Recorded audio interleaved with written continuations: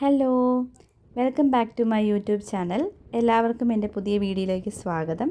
ഇന്ന് നമ്മൾ ഇൻവർലോക്ക് ബീച്ചിലേക്കാണ് പോകുന്നത്. ഇൻവർലോക്ക് ബീച്ചിലെ കാഴ്ചകളുമായിട്ടാണ് ഞാനിന്ന് വന്നിരിക്കുന്നത്. നമുക്ക് ബീച്ച് കാണാം. ഇത് കാണുന്നതാണ് മനോഹരമായി പരന്ന് കിടക്കുന്ന നമ്മുടെ ഇൻവർലോക്ക് ബീച്ച്. ഇൻവർലോക്ക് ബീച്ച് നമുക്ക് മെൽബണിൽ നിന്ന് 2.5 മണിക്കൂർ ഡ്രൈവ് ചെയ്താൽ നമുക്ക് ഇൻവർലോക്ക് ബീച്ചിലെത്താം. നമ്മളിപ്പോൾ താമസിക്കുന്ന ഇൻവർലോക്കിൽ നമ്മൾ താമസിക്കുന്നിടത്ത് നിന്നും 1.8 കിലോമീറ്റർ ദൂരമേ ഉള്ളൂ. നമുക്ക് ഈസി ആയിട്ട് എത്താവുന്ന സ്ഥലമാണ്. ഇൻവർലോക്ക് ബീച്ച് മെയിനായിട്ടും സ്വിമ്മിങ്ങിനും സർഫിങ്ങിനും അതുപോലെ തന്നെ ഫിഷിങ്ങിനും വളരെ ഫേമസ് ആയിട്ടുള്ളൊരു ബീച്ചാണ്. ഞങ്ങളുടെ ഒരു സ്ഥിരം വിസിറ്റിംഗ് പ്ലേസ് തന്നെയാണ് ഈ ബീച്ച്. നമുക്ക് കാണാനായിട്ട് സാധിക്കും ഒത്തിരി പേരുടെ കാൽപ്പാടുകളൊക്കെ ഇവിടെ. ഒത്തിരി പേര് വന്നു പോകുന്ന സ്ഥലമാണ് ഈ ബീച്ച്. അതുപോലെ ഏത് സമയത്ത് ഇവിടെ വന്നാലും ധാരാളം ആളുകളെ നമുക്ക് കാണാനായിട്ട് സാധിക്കും. ലാസ്റ്റ് പ്രാവശ്യം ഞങ്ങളിവിടെ വന്നപ്പോൾ ഒരു മെൽബണിൽ നിന്നും ഒരു ടൂറിസ്റ്റ് വന്നിരുന്നു. അതുപോലെ തന്നെ പല സ്ഥലങ്ങളിൽ നിന്നും ഒത്തിരി പേര് വിസിറ്റ് ചെയ്യുന്ന ഒരു മനോഹരമായൊരു ബീച്ച് തന്നെയാണ് ഇൻവർലോക്ക് ബീച്ച്. ഈ സമ്മർ ടൈമിലാണെങ്കിൽ വെള്ളം ഒത്തിരിയേറെ കുറഞ്ഞിട്ടുണ്ട്. നിങ്ങൾക്ക് കാണാനായിട്ട് സാധിക്കും ചെറിയ പാറകളെല്ലാം വളരെ സ്ലിപ്പറിയാണ്. അതുകൊണ്ട് നമ്മൾ കെയർഫുൾ ആയിരിക്കണം ഇവിടെ ഇറങ്ങുമ്പോൾ. തെന്നി വീഴാനുള്ള സാധ്യത ഏറെയുണ്ട്. ബീച്ചൊരു വലിയ ബീച്ച് ആയതുകൊണ്ട് തന്നെ ഒത്തിരി ദൂരം പരന്ന് കിടക്കുന്നതാണ്. അതുകൊണ്ട് നമ്മളിപ്പോൾ നടക്കാൻ വേണ്ടി വോക്കിങ്ങിനൊക്കെ വന്നു കഴിഞ്ഞിട്ടുണ്ടെങ്കിൽ നമുക്ക് ഒത്തിരി നേരം നമുക്ക് ഈ ബീച്ചിൽ കൂടെയൊക്കെ നടക്കാനായിട്ട് സാധിക്കും. ഒത്തിരി ദൂരമുണ്ട്. നമുക്കിപ്പോൾ കാണാൻ സാധിക്കും ഒത്തിരി ഷെൽസൊക്കെ കിടക്കുന്നത്. സമ്മർ ആകുന്നതിന് മുമ്പ് ഒത്തിരിയേറെ വെള്ളം ഉണ്ടായിരുന്ന സമയത്ത് വെള്ളം കയറി കിടക്കുന്നതായിരുന്നു ഇവിടെ. അന്നേരം വന്ന് അടിഞ്ഞുകൂടിയ ഷെൽസാണ് നിങ്ങൾ കണ്ടത്. കണ്ണിന് ശരിക്കും കുളിർമയേകുന്നൊരു കാഴ്ച തന്നെയാണ്. നീല ആകാശവും നീല കടലും നല്ല രസമുണ്ട് എന്തായാലും കാണാൻ. നമ്മളിപ്പോൾ വന്നിരിക്കുന്നത് ഈ ബീച്ചിൻ്റെ തന്നെ വേറൊരു വ്യൂ പോയിൻറ്റിലാണ്. ഇതിൻ്റെ ഓപ്പോസിറ്റായിട്ട് നമുക്ക് കുറച്ച് ട്രീസൊക്കെ കാണാനായിട്ട് സാധിക്കും. അതൊരു വേറൊരു ഐലൻഡാണ്. ഈ വ്യൂ സൈറ്റിൽ ഈ പാറക്കഷ്ണങ്ങൾ മൂടിയ ഭാഗത്തിന് വെള്ളമുണ്ടായിരുന്നു നേരത്തെ. ഇപ്പോൾ അതിൽ നല്ല രീതിയിൽ കുറവ് വന്നിട്ടുണ്ട്. ഒരു ടൂറിസ്റ്റ് വിൻഡ് സർഫിങ്ങിന് വേണ്ടി കൊണ്ടുവന്ന വിൻഡ് ബോർഡാണ് നമ്മളാ കാണുന്നത്. വിൻഡ് ബോർഡിൽ നമുക്ക് പിങ്ക് ആൻഡ് ബ്ലാക്ക് കളർ കാണുന്നതിന് സെയിലെന്നും ഇതിനപ്പുറത്ത് കിടക്കുന്നത് അതാണ് ബോർഡും സെയിലുമാണ് മെയിനായിട്ടുള്ളത്. സർഫിങ്ങിന് മുമ്പായിട്ട് ഈ സെയിൽ നമുക്ക് എയർ ഫില്ല് ചെയ്യണം. ഒരു ടൂറിസ്റ്റ് കൈറ്റ് സർഫിങ്ങിന് വേണ്ടി തയ്യാറെടുക്കുന്ന ഭാഗമാണ് നമ്മൾ കണ്ടുകൊണ്ടിരിക്കുന്നത്. ഇതിന് വേണ്ടിയിട്ട് അവർ ചില പ്രിപ്പറേഷനൊക്കെ ചെയ്യാറുണ്ട്. അവർ ഹെൽമെറ്റ് വയ്ക്കും, വെറ്റ് സ്യൂട്ട് ധരിക്കും, അതുപോലെ തന്നെ ലൈഫ് ജാക്കറ്റ് മസ്റ്റായിട്ട് യൂസ് ചെയ്യും. അതുപോലെ തന്നെ ഇതിൽ മെയിനായിട്ട് കൈറ്റ് ഉണ്ടാവും, പിന്നെ ബോർഡ് ഉണ്ടാവും, പിന്നെ അതിന് കൈറ്റിനെ നിയന്ത്രിക്കാനായിട്ടൊരു ബാർ ഉണ്ടാവും വിത്ത് ലൈൻസും.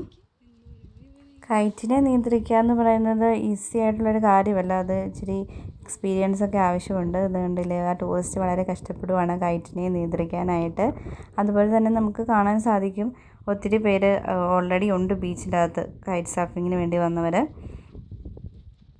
ടൂറിസ്റ്റ് ആ കൈറ്റിനെ കൺട്രോൾ ചെയ്തുകൊണ്ട് സീയിലേക്ക് പോകാനായിട്ട് ഒരുങ്ങുന്ന ഭാഗമാണ് നമ്മൾ കണ്ടുകൊണ്ടിരിക്കുന്നത്.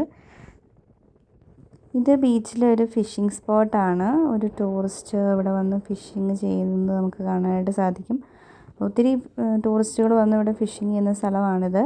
അതുപോലെ തന്നെ ഈ സ്ഥലത്ത് ഇപ്പോൾ കൺസ്ട്രക്ഷൻ വർക്ക് നടക്കുന്നുണ്ട്.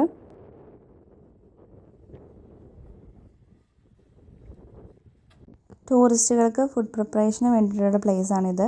മെയിനായിട്ട് ഇവിടെ ഗ്രില്ലിങ്ങും ബാർബിക്യൂ ആണ് മെയിനായിട്ട് ചെയ്യുന്നത്. അതുപോലെ തന്നെ എനിക്ക് തോന്നുന്നു എല്ലാ ബീച്ചുകളിലൂടെയും ഇതുപോലെയുള്ള സർവീസസ് ഉണ്ട്.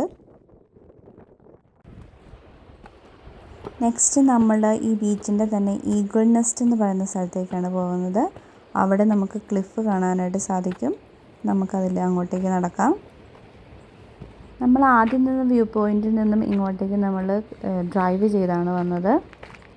അതുപോലെ തന്നെ നമുക്ക് ഈ ബീച്ചിൽ വെയിൽസിനെ കാണാൻ പറ്റും. അതിൻ്റെ ഇൻസ്ട്രക്ഷൻസാണ് ഇവിടെ എഴുതി വെച്ചേക്കുന്നത്. വിൻ്റർ വാണ്ടേഴ്സ് എന്നാണ് ഇനി പറയുന്നത്. അതുപോലെ തന്നെ ഇവിടെ ഒരു കോഷൻ ബോർഡ് വെച്ചിട്ടുണ്ട്. അൺസ്റ്റേബിൾ ക്ലിപ്സ്, നമ്മൾ മോർ കെയർഫുള്ളായിരിക്കണം ഇവിടെ വരുമ്പോൾ. നല്ലൊരു ക്ലിഫ് വ്യൂ ആണത്. ധാരാളം തിരകൾ വന്ന് അടിക്കുന്നുണ്ട്. ഇതൊരു അൺസ്റ്റേബിൾ ക്ലിഫ് ആയതുകൊണ്ട് തന്നെ നമുക്കിവിടെ ഇറങ്ങാൻ പറ്റത്തില്ല. പക്ഷേ ഇറങ്ങാൻ പറ്റുന്ന ഒരു ക്ലിഫ് ഏരിയ ഉണ്ട്. നമുക്ക് ആ പോയിന്റിലേക്ക് നമുക്ക് പോകാം. ഈ കാണുന്ന ഏരിയ ആണ് നമുക്ക് ഇറങ്ങാനായിട്ട് പറ്റുന്ന cliff view area. Cliff view ഏരിയയുടെ അപ്പർ പോർഷനിലാണ് നമ്മളിപ്പോൾ നിൽക്കുന്നത്. താഴേക്ക് ഇറങ്ങി പോകാനായിട്ട് കുറച്ച് സ്റ്റെപ്സ് ഈ സൈഡിലുണ്ട്. കേരളത്തിലുള്ള ബീച്ചിൽ നിന്ന് വളരെ വ്യത്യസ്തമായ ഒരു കാഴ്ചയാണ് ഈ ബീച്ചിന്. ശാന്തസുന്ദരമായ ബീച്ച് അത് മലകളോട് ചേർന്ന് നിൽക്കുമ്പോൾ അതിൻ്റെ ഭംഗി കൂട്ടുന്നു. നമ്മൾ ആദ്യം കണ്ട ക്ലിഫ് പോയിൻറ്റിനും ഈ ക്ലിഫ് പോയിൻറ്റിനും ഇടയിലായിട്ട് ഈഗിൾ നെസ്റ്റ് ഉണ്ട്. നമ്മളിനി ഈഗിൾ നെസ്റ്റിൻ്റെ വ്യൂ പോയിൻറ്റിലേക്കാണ് പോകുന്നത്.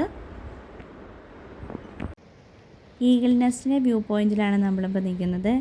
ഈഗിൾ നെസ്റ്റ് എന്ന് പറയുമ്പോൾ അതിൻ്റെ ഒരു സ്തൂപം പോലെ അത് സ്റ്റോൺ നിൽക്കുന്നത് കൊണ്ടാണ് അതിന് ഈഗിൾ നെസ്റ്റ് എന്ന് പറയപ്പെടുന്നത്. അതിൻ്റെ സൈഡിലുള്ള പാട്ടെല്ലാം ഓൾറെഡി കടലെടുത്തിട്ട് പോയി. ഈഗിൾ നെസ്റ്റിൻ്റെ ക്ലോസർ വ്യൂ ആണ് നമ്മളിപ്പോൾ കണ്ടുകൊണ്ടിരിക്കുന്നത്. അതിൻ്റെ സൈഡിൽ തിരയടിക്കുന്നത് നമുക്ക് കാണാം.